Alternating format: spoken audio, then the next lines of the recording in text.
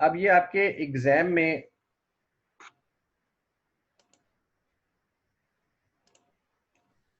जी Saroj question पूछे। Sir ये deduction जो है सर ये टैक्स लाइबिलिटी में से होगी? नहीं बेटा, टैक्सेबल इनकम में से। देखिए अभी हम बात कर रहे हैं डिडक्शंस फ्रॉम सैलरी, ऊपर की हेडिंग पढ़े, deductions yes from sir. Salary, यानी इनकम में से डिडक्शन हो रही है, इनकम रिड्यूस हो रही है। ठीक ठीक है, ठीक है ठीक है, और फिर उसके बाद टैक्स लगेगा? उसके बाद टैक्स लायबिलिटी कैलकुलेट होगी। ठीक है, थैंक यू सर।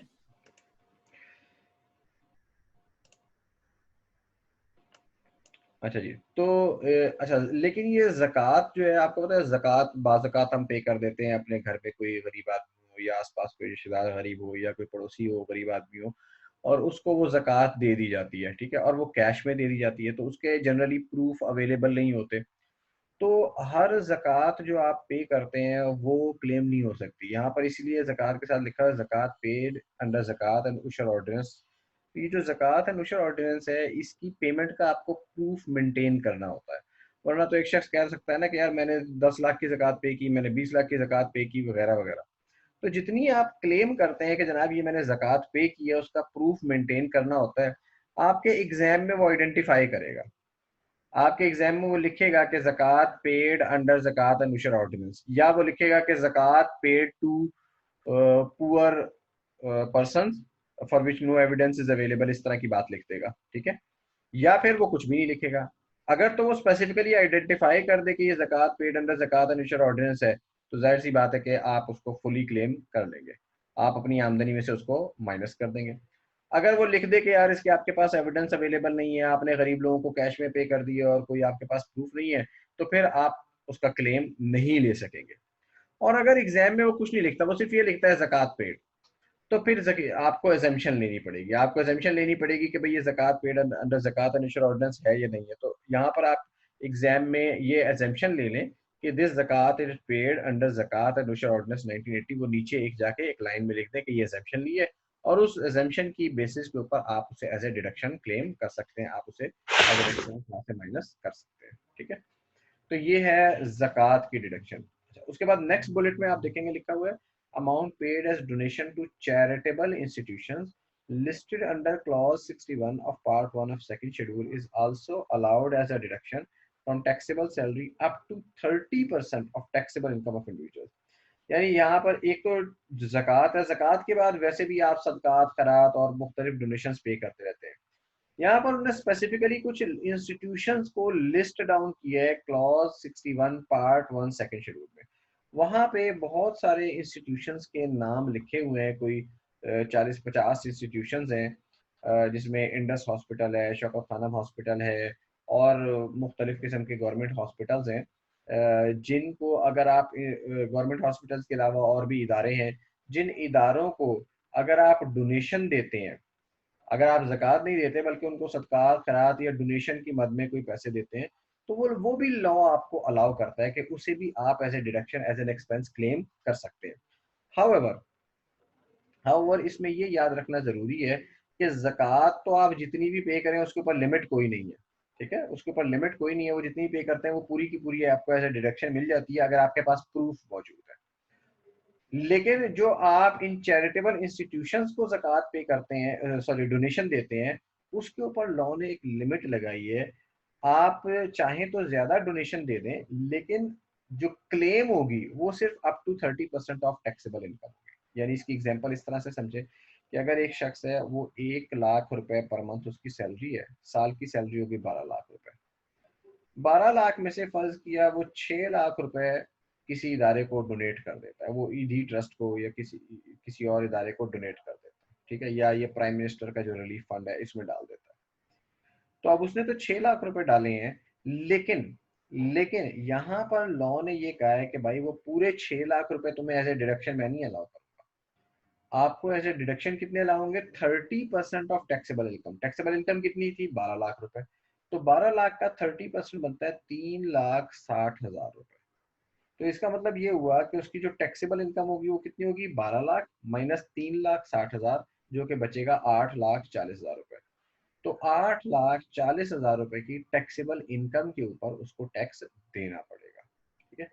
अच्छा, आपको एग्जाम में कैसे पता लगेगा? क्या आपको ये सारे इंस्टीट्यूशंस के नाम याद करने हैं? नहीं, ऐसा नहीं है, आपको उन इंस्टीट्यूशंस के नाम याद करने की जरूरत नहीं है। एग्जाम में वो आइडेंटिफाई करेगा कि ये डोनेशन आपने किसी सेकंड शेड्यूल के इदारे को दी है।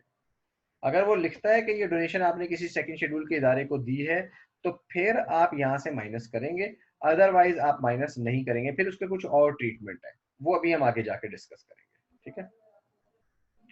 उसके बाद डोनेशंस जो प्रेसिडेंट या प्राइम मिनिस्टर अपने रिलीफ फंड बनाते हैं, जैसे आपने अभी ये जो कोरोना के लिए प्राइम मिनिस्टर ने एक रिलीफ फंड बनाया है, इससे पहले वो दियामिर भाषा के नाम पे एक रिलीफ फंड बना था, डैम फंड जो बना था।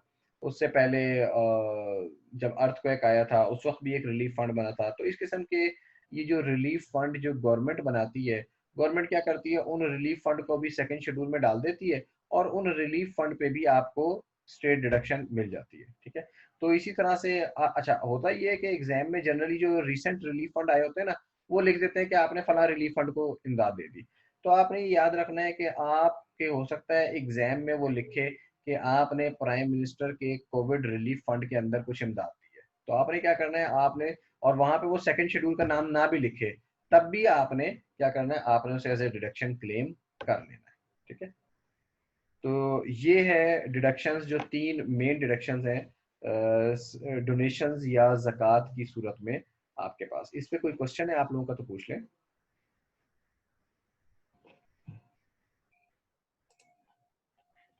जी सलमान, क्वेश्चन पूछें। जी सर जो ये लिमिट है, ये सिर्फ जो सेकंड पॉइंट है चैरिटेबल इंस्टीट्यूशंस, ये सिर्फ इस पे एप्लीकेबल है? नीचे जो रिलीफ के लिए जो डोनेशन है उस पे तो कोई लिमिट तो नहीं है ना? नहीं, उनके ऊपर लिमिट एप्लीकेबल, जो प्रेसिडेंट और प्राइम मिनिस्टर के रिलीफ फंड होते हैं, यूजुअली इनके ऊपर ये लिमिट एप्लीकेबल नहीं होती, ठीक है। सही और सही इनको सेपरेटली दिया जाता है, और सेपरेटली इनको कहा जाता है इनमें जितनी डोनेशन दो सब माफ है, सबके ऊपर एग्जेम्पशन है, डिडक्शन है, सही। ठीक है। ठीक है सर। सही। लेकिन अगर वो स्पेसिफिकली लिख दे क्लॉज 61 का नाम, मसलन से for the sake of argument वो लिखे कि जी फला रिलीफ फंड है और उसका नाम क्लॉज 61 में लिखा हुआ है, तो फिर ये जी एप्लीकेशन अलाउ, एप्लीकेशन लगेगी 30%। सही है ठीक है ठीक है। सही, थैंक यू सर।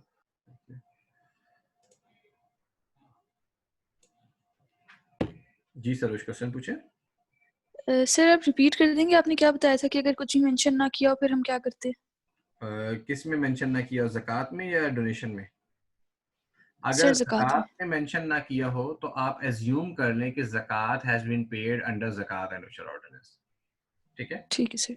और ठीक है sir, charitable thank you. Institutions में अगर मेंशन ना किया हो तो इसको मैं अभी एक और जिक्र आएगा चैरिटेबल इंस्टीट्यूशंस का, उसके साथ मैं फर्दर डिटेल से डिस्कस करूंगा। फिलहाल आप ये अज्यूम करें कि ये सेकंड शेड्यूल का लिखा हुआ है। अगर नहीं लिखा हुआ तो फिर क्या करना है वो मैं आपको आगे जाके बताऊंगा चैरिटेबल इंस्टीट्यूशंस के, ठीक है सर। ठीक है। सही सर। ठीक है सर।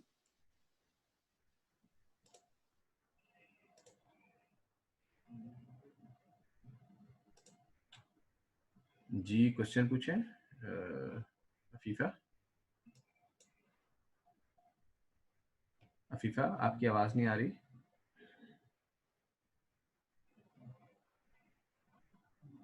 अफीफा,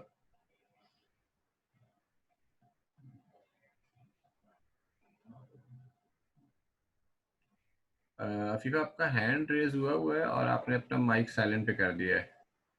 मैं आपका माइक दोबारा ऑन कर रहा हूँ अगर आपने क्वेश्चन पूछना है, अदरवाइज हैंड डाउन कर दीजिएगा प्लीज।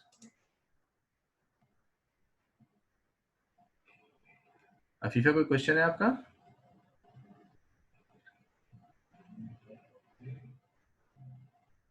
अफीफा, आपकी आवाज नहीं आ रही है मुझे।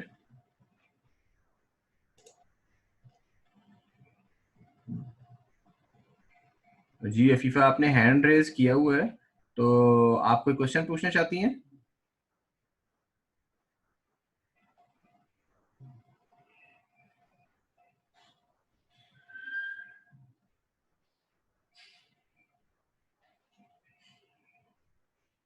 लेकिन आपकी आवाज नहीं आ रही है। आप क्वेश्चन टाइप कर दें, अगर आप चैट बॉक्स में टाइप कर सकती हैं तो क्वेश्चन टाइप कर दें, क्योंकि आपकी आवाज नहीं आ रही है।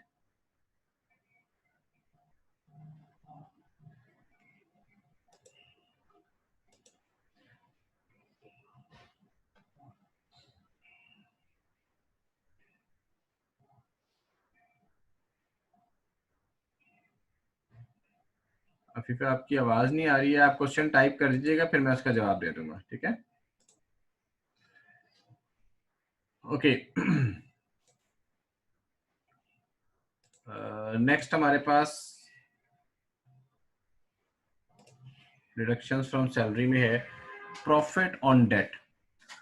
प्रॉफिट ऑन डेट क्या है कि वो कहता है कि अगर आप लोन लें, ठीक है, अगर आप लोन लें for the construction of house, घर बनाने के लिए और एक्विजिशन ऑफ हाउस या बना बनाया घर खरीदने के लिए, ठीक है, तो उस लोन के ऊपर जो इंटरेस्ट आप पे करते हैं उसे वो कहता है प्रॉफिट ऑन डेट, ठीक है? तो उसके ऊपर आप जो इंटरेस्ट पे करते हैं वो उसे कहता है कि प्रॉफिट ऑन डेट। अच्छा, जब अगर आपने ये लोन किसी इस्लामिक इंस्टीट्यूशन से लिया हो तो वहां पर इसका यूजुअली नाम होता है share in appreciation of rent. अच्छा, ये फीफा का क्वेश्चन आ गया, एक minute sorry sir. Second point में अगर हमारे चैरिटी 30% टैक्सेबल इनकम से भी कम हो तो फिर भी डिडक्शन मिलेगी? अगर जितनी चैरिटी आपकी होगी उतनी ही मिलेगी।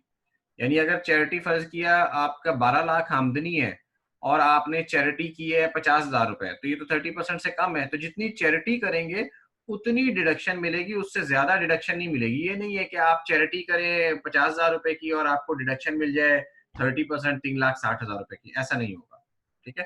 तो आप ये भी कह सकती हैं कि विच एवर इज लोअर के ऊपर आपको मिलेगी एक्चुअल अमाउंट ऑफ चैरिटी और 30% of taxable income whichever is less के ऊपर आपको अलाउ होगा।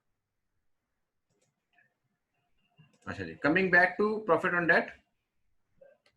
तो इस्लामिक इंस्टीट्यूशन से अगर आप लोन लें तो वहां पर जनरली जो कंसेप्ट है वो कहलाता है share in appreciation of rent.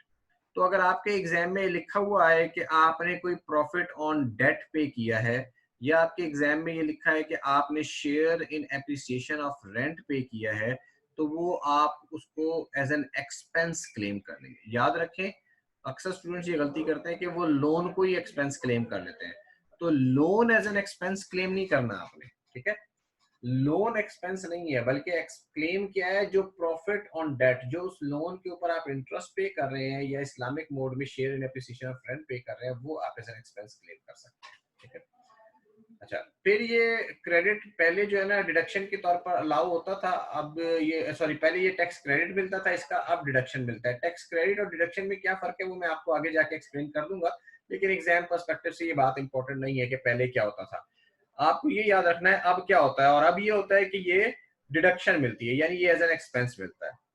फिर जो तीसरा बुलेट है वो कहता है कि ये एक्सपेंस उस सूरत में मिलेगा जब आपने लोन किसी बैंक से लिया हो या एनबीएफसी रेगुलेटेड बाय एसईसीपी से लिया हो। एनबीएफसी का मतलब है नॉन बैंकिंग फाइनेंस कंपनी, और रेगुलेटेड बाय एसईसीपी का, एसईसीपी कहते हैं securities and exchange commission of Pakistan. तो अगर आपने किसी बैंक से लिया हो या एनबीएफसी से लोन लिया हो या अपने एम्प्लॉयर से लोन लिया हो, लेकिन एम्प्लॉयर पे भी लिखा हुआ है कि वो एम्प्लॉयर या तो फेडरल गवर्नमेंट हो या प्रोविंशियल गवर्नमेंट है, या लोकल गवर्नमेंट हो या लिस्टेड कंपनी हो। यानी अगर आपका एम्प्लॉयर कोई प्राइवेट इदारा है जिसमें एसबीएम है या कोई और प्राइवेट इदारा है, तो उस प्राइवेट इदारे ने अगर अपने एम्प्लॉय को लोन दिया हो और उस लोन पे एम्प्लॉय इंटरेस्ट पे कर रहा है, तो फिर उस सूरत में एक्सपेंस अलाउ नहीं होगा। ये एक्सपेंस सिर्फ और सिर्फ उस वक्त अलाउ होगा जब लोन बैंक से लिया हो, एनबीएफसी से लिया हो, या employer federal government, provincial government, local government या लिस्टेड कंपनी से ये आपने लोन लिया हो। फिर इस इंटरेस्ट के अलाउबिलिटी के ऊपर, यानी ये कितना, किस लेवल, किस लिमिट तक अलाउ होगा, उसके ऊपर भी एक लिमिट है। वो कहता है कि lower of 50% of taxable income और 2 मिलियन रुपया। यानी अगर फर्ज किया आपकी आमदनी है 12 लाख रुपया, ठीक है, और 12 लाख के ऊपर आपने इंटरेस्ट पे किया है 4 लाख, तो 4 लाख को कंपेयर करेंगे 50% ऑफ टैक्सेबल इनकम के साथ। टैक्सेबल इनकम आपकी 12 लाख का 50% बनती है 6 लाख रुपए, और दूसरी लिमिट क्या है, 2 मिलियन रुपया। तो 4 लाख रुपए तो दोनों लिमिट से नीचे है, इसे 4 लाख रुपए तो फुली क्लेम आप कर सकते हैं। लेकिन फर्ज किया आपने लोन लिया है 10 करोड़ रुपए का, ठीक है, और आपके 10 करोड़ रुपए के ऊपर आप इंटरेस्ट पे कर रहे हैं, से for the sake of argument 50 lakh रुपए का। 50 लाख का आप इंटरेस्ट पे कर रहे हैं और आपकी जो साल की आमदनी है वो 80 लाख रुपया है। साल की आमदनी कितनी है, 80 लाख रुपया। अब मैं इसको लिख देता हूँ आपको, ये सारी लफ्ज सुनने में मुश्किल होंगे, मैं एक एग्जांपल लिख देता हूँ।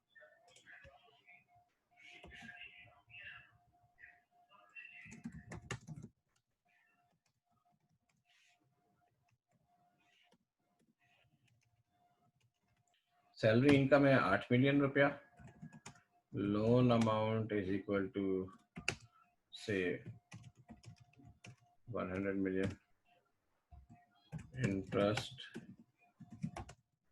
paid equal to say is 5 million. Now अब लिमिट कितनी है? Limit is equal to 50% of taxable income, जो कि बनता है 4 मिलियन रुपया, और ₹2 million, whichever is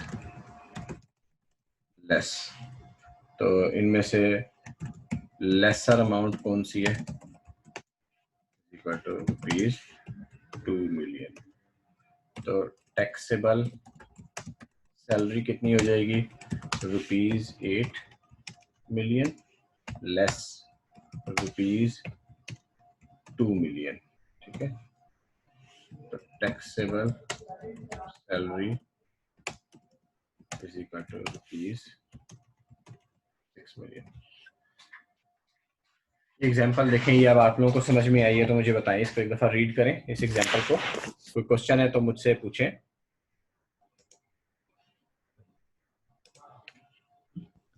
sir मुझे ये पूछना था कि अगर हमारे पास सपोज अगर टैक्सेबल इनकम के लिए और भी हमारे पास कैलकुलेशन है, तो वो करने के बाद फिर हम उसके बाद ये 50% ऑफ द टैक्सेबल इनकम। हाँ जी, पहले तो आप वो सारी कैलकुलेशन करेंगे ना, वो जो हमने पहले पढ़ी थी कि एग्जेम्प्ट क्या है उसमें से, और बाकी चीजें जो है वो सारी निकाल देंगे। ठीक है, ये तो मैं नेट रिजल्ट निकाल रहा हूँ कि वो सारी कैलकुलेशंस के बाद हमारे पास सैलरी इनकम आ गई 8 मिलियन रुपया। ठीक है, उसके बाद आप प्रॉफिट ऑन डेट माइनस करेंगे। Yes sir.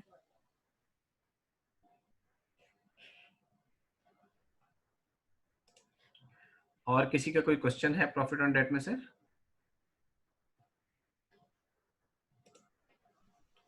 जी सरोज, क्वेश्चन पूछे। सर ये चैरिटी वाले केस में भी यही होगा कि हम एंड में करेंगे या उसमें पहले कर देंगे? उसमें तो पहले करेंगे ना सर?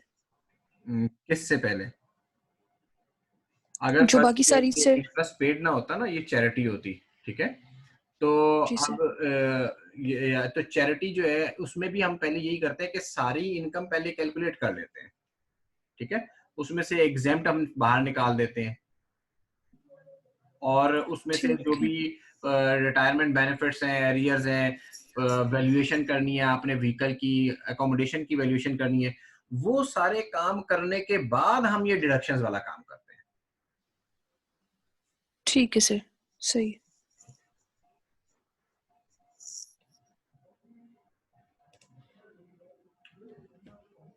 और कोई क्वेश्चन किसी का?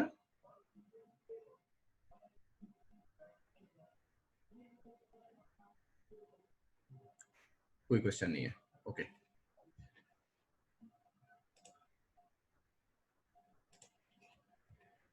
नेक्स्ट है डिडक्शंस फ्रॉम सैलरी में हमारे पास एजुकेशन एक्सपेंसेस ऑफ चिल्ड्रन।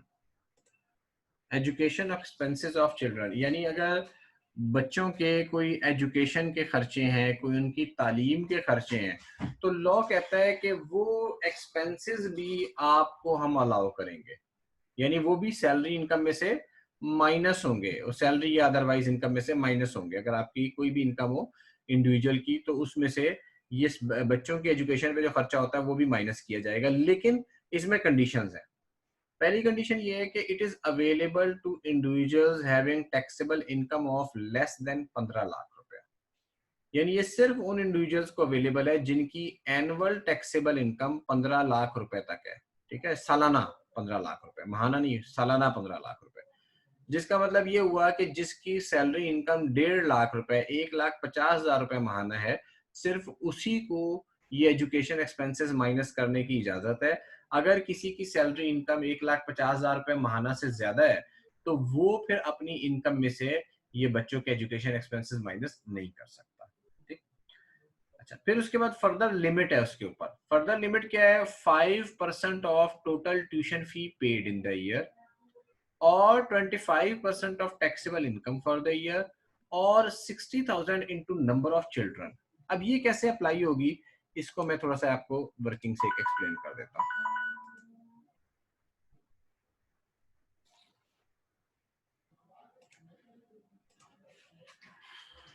ये एग्जांपल लेते हैं।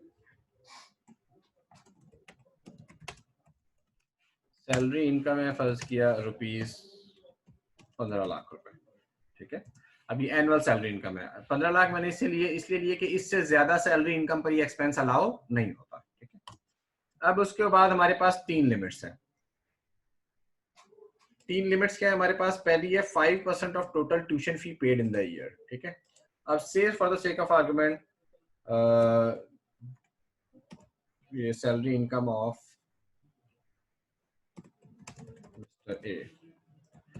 Mr. A has 2 children and he pays tuition fee of rupees say 10,000 per month for each children, ठीक है।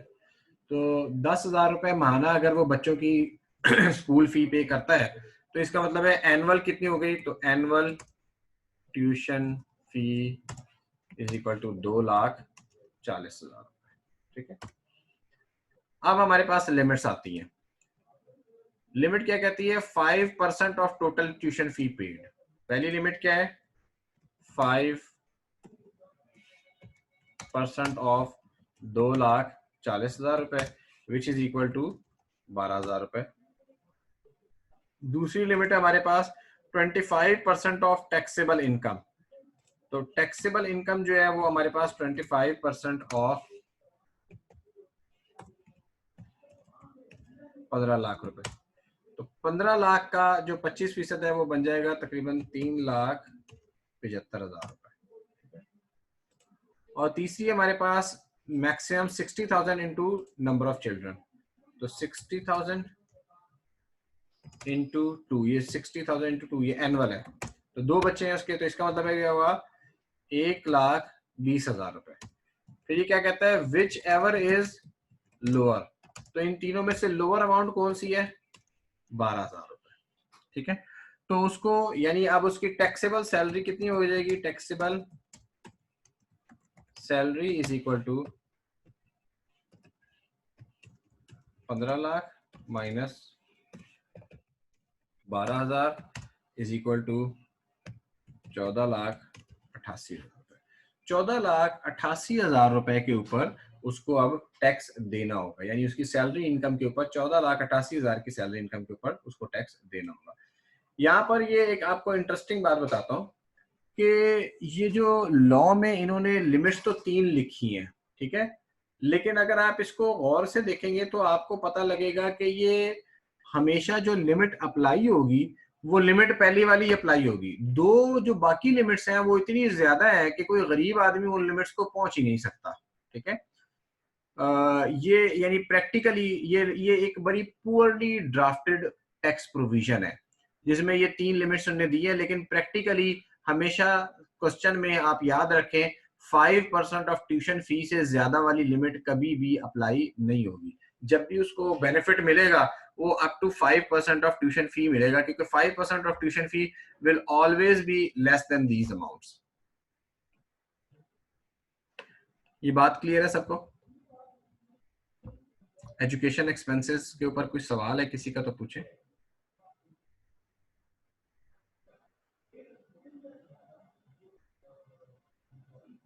कोई क्वेश्चन नहीं है, ओके।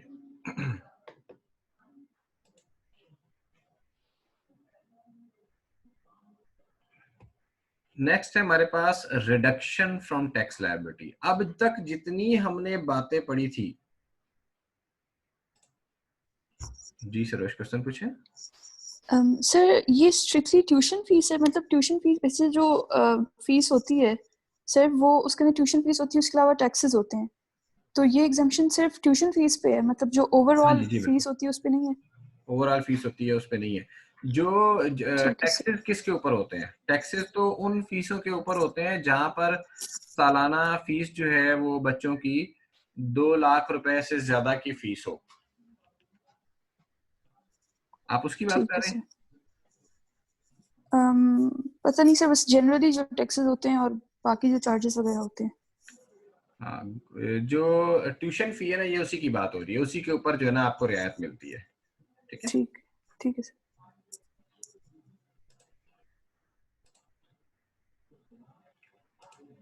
अच्छा जी, यहाँ तक हमने जो बात की है, हमने बात मुकम्मल कर ली है टैक्सेबल इनकम की कैलकुलेशन के हवाले से।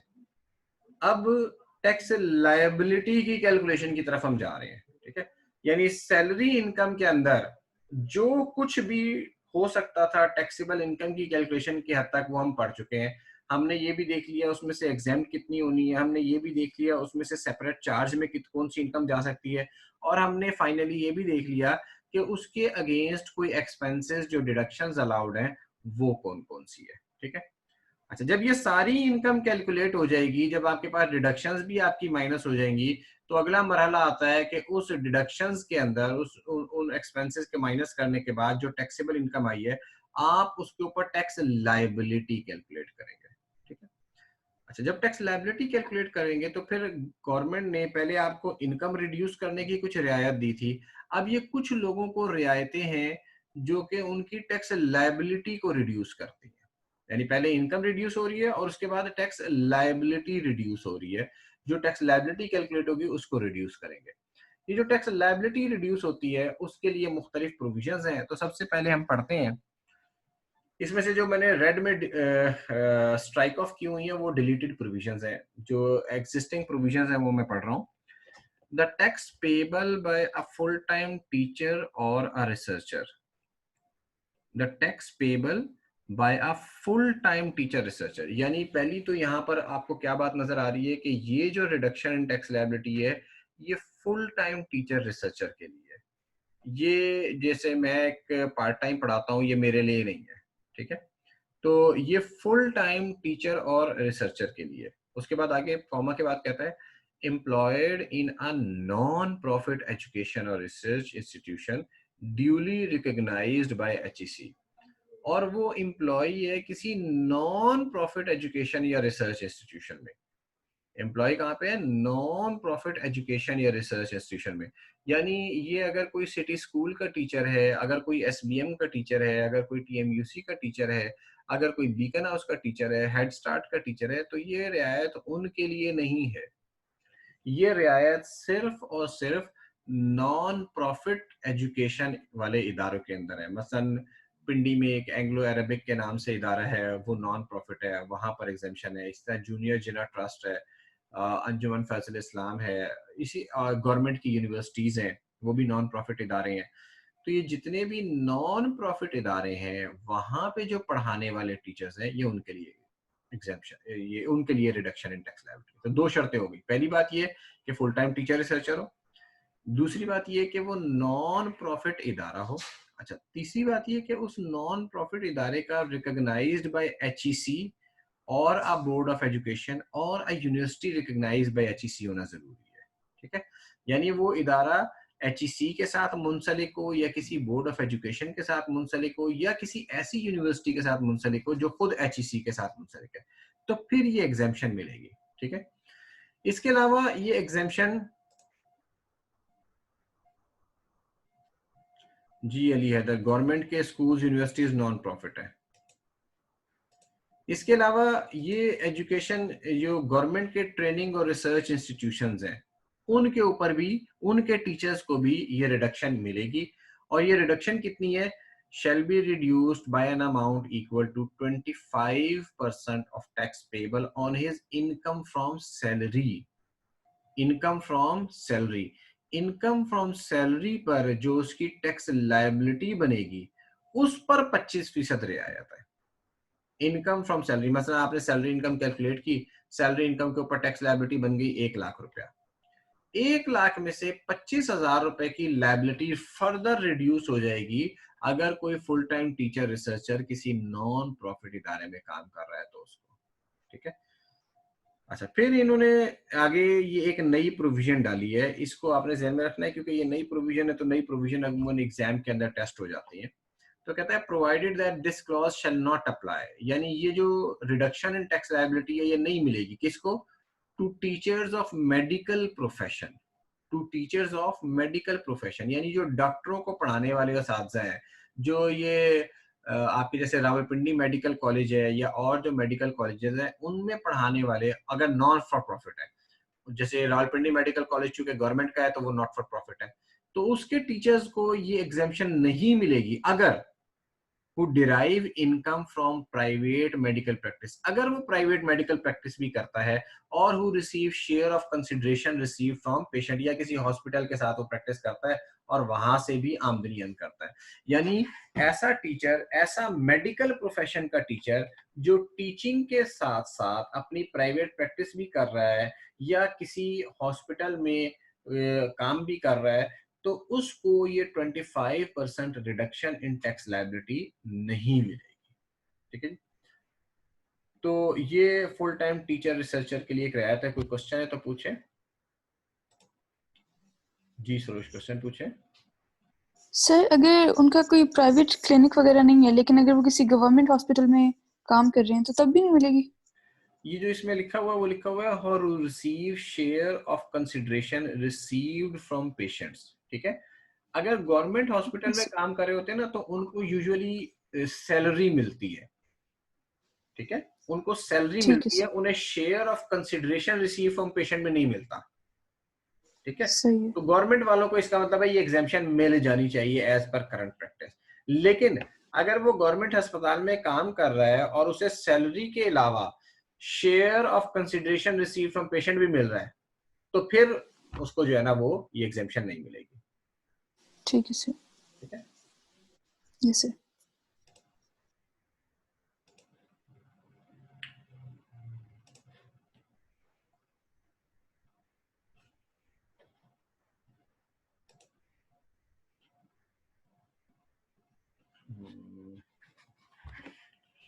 जी मरियम, क्वेश्चन पूछे। सर ये जो 25% है ये टैक्स लायबिलिटी जो हमारे पास कैलकुलेट होके आएगी उसका 25% जी, देना है? टैक्स लायबिलिटी रिड्यूस होनी है, ये याद रखना है आपने। इससे पहले जो हमने डिडक्शंस डिस्कस की थी वो इनकम को रिड्यूस करती थी। Yes, ठीक है, अब जो हम डिस्कस कर रहे हैं वो लायबिलिटी को रिड्यूस कर रही है चीजें। ठीक है, yes, sir. और सर जो आपने कल क्वेश्चन दिया था सॉल्व करने के लिए उसमें से मेरा एक क्वेश्चन है। वो कल एक दफा बाकी सब लोग डिस्कस कर लेना, तो फिर एक ही दफा डिस्कस करेंगे। ठीक है, नहीं सर, मुझे सिर्फ उसका एक क्वेश्चन पूछना है, अभी मैंने सॉल्व नहीं किया उसको। सॉल्व करें ना, पहले कोशिश करें ना सॉल्व करने की। सर ये मुझे जो ज्वाइनिंग बोनस है इसकी मुझे समझ नहीं आ रही थी ये क्या है, और उसका ये सर वो टॉपिक जो मैंने है। पढ़ाया हुआ है, आप तो देखें सैलरी की स्लाइड्स देखें और वहां पे इसका जिक्र है। ओके, और सर इसका ईयर एंड क्या है? उसमें सवाल में दिया होगा, मेरे ख्याल 2018 का सवाल होगा ये सर 2018, लेकिन स्पेशल टैक्स ईयर है या नॉर्मल टैक्स ईयर है ये नहीं? इंडिविजुअल का नॉर्मल टैक्स ईयर ही होता है। Yes sir. ठीक है, इंडिविजुअल के सवाल जब आता है तो इंडिविजुअल के सवाल में नॉर्मल टैक्स ईयर ही होता है। Yes sir. ठीक है, यस। ओके। तो मेरा ख्याल है आज के लिए इतना ही काफी है, तो फिर इंशाल्लाह ताला कल आप लोगों से दोबारा मुलाकात होगी, डिस्कशन होगी। जी सलमान, आपका भी कोई क्वेश्चन है? 1 मिनट। जी सलमान, क्वेश्चन पूछे। जी सर, ये मैंने पूछना था जो प्रॉफिट ऑन डेट है वो सिर्फ कंस्ट्रक्शन से रिलेटेड है? अगर हम घर के लिए, अगर घर कंस्ट्रक्ट कर रहे हो उसके लिए अगर लोन ले लें तो सिर्फ उस पे ये हमें डिडक्शन मिलेगी? हाँ, अगर घर कंस्ट्रक्ट कर रहे हो या घर खरीद रहे हो, अगर आप गाड़ी खरीद रहे हैं ना तो गाड़ी के खरीदने पर नहीं मिलेगा। सही, ठीक है। ठीक है, सही, थैंक और यू। का कोई क्वेश्चन है? ओके जी, थैंक यू वेरी मच। कल इंशाल्लाह मुलाकात होगी।